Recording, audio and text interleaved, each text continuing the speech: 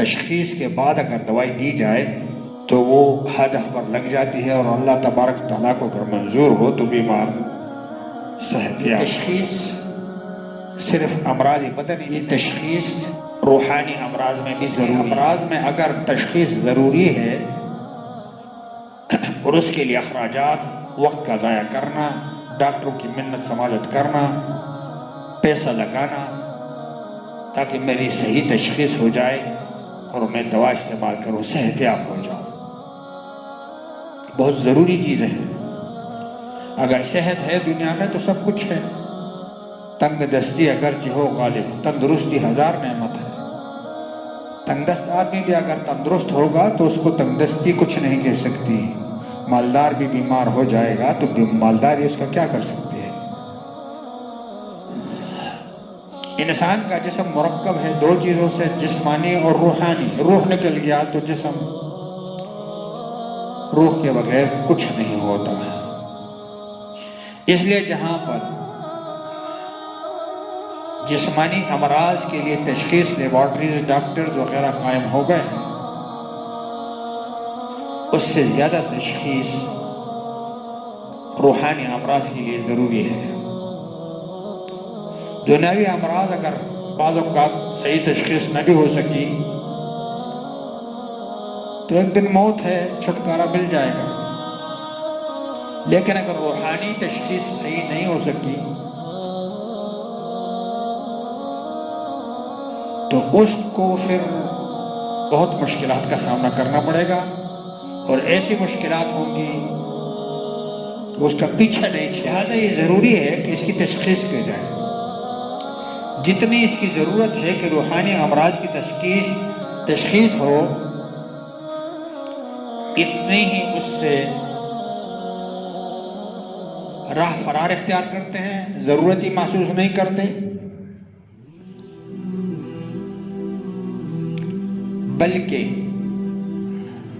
بیمار ہونے کے باوجود وہ چیزیں استعمال کرتے ہیں جو اس روحانی امراض کو مزید بڑھاتی ہیں۔ روحانی امراض کے جو طبیب ہیں وہ بار بار چیختے ہیں کہ اللہ کے بندو اس طرف بھی توجہ دو، لیکن کوئی اس کی بات کی طرف دھیان نہیں دیتا۔ اپنے طور پر جو علماء کرام نے غور کیا، تشخیص جس کو آپ ڈائگنوز کرنا کہتے ہیں، اپنے لیبارٹری میں جب ان امراض کو ڈالا، روحانی امراض کو،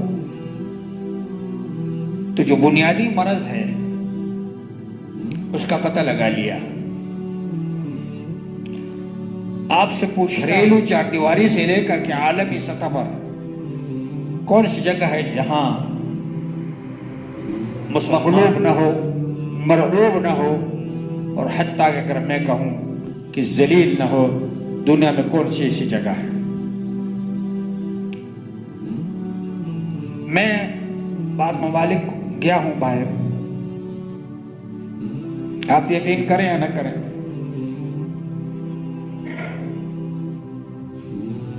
ذلت کے ساتھ مسلمانوں کو دیکھتے ہیں۔ میں دبئی جا رہا تھا، میں اپنی بات کر رہا ہوں، جدہ سے میں دبئی پہنچا تو جو ہماری جہاز سے ہم اتر گئے، ایک سنی سنائی اور اپنے تجربے کی بات ہے،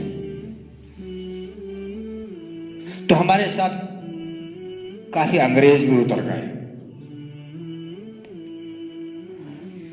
اور انگریزوں کے لیے خصوصی آدمی انہوں نے کھڑے کیے تھے، عرب تھے وہ، یعنی دبئی کے عربی تھے، اور ہم مسلمان کو بھیڑ بکریوں کی طرح لائن پہ لگا دیا۔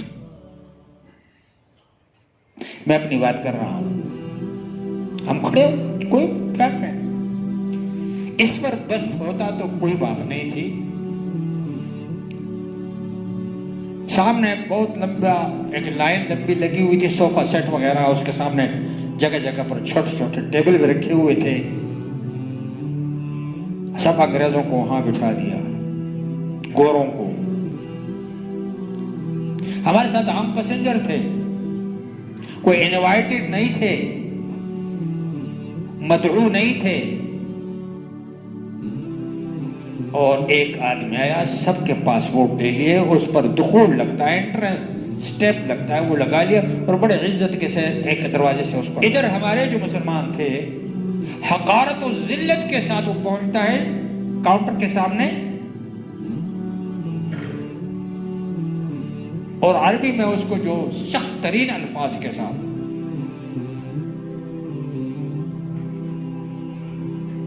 یہ کرو وہ کرو اس طرح ہو. میں لائن میں کھڑا تھا، جب میں نے یہ منظر دیکھا اور ان کو جو الفاظ سنے، میرے پاس چھوٹا سا بریف کیس تھا، میں کسی کام سے جا رہا تھا تو میں نکل گیا اور واپس کراچی کا پلین پکڑ کے میں کراچی واپس آ گیا. مجھے پاکستان بھی آنا تھا.